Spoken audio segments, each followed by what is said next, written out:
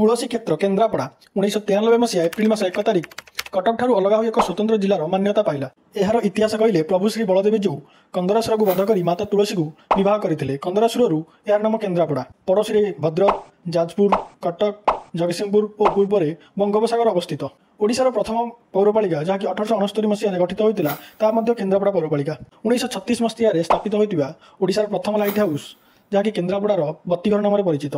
Kendrapara 9टी block, 2टी पौरपालिका और 1592टी ग्राम रही। एठारे प्रभु श्री बलदेवजू मंदिर, भितर कनिका, गहिर मथा, कनिका पैलेस, गोजबाणी मंदिर पड़ी आदि पर्यटनस्थली रही। विश्व प्रसिद्ध रसावली, छेनापोड़, पोटली पिठा आदि एठारे प्रमुख खाद्य। एठारे गजलक्ष्मी, दुर्गा पूजा, दोल, रथयात्रा आदि प्रमुख पूजा करा जाए।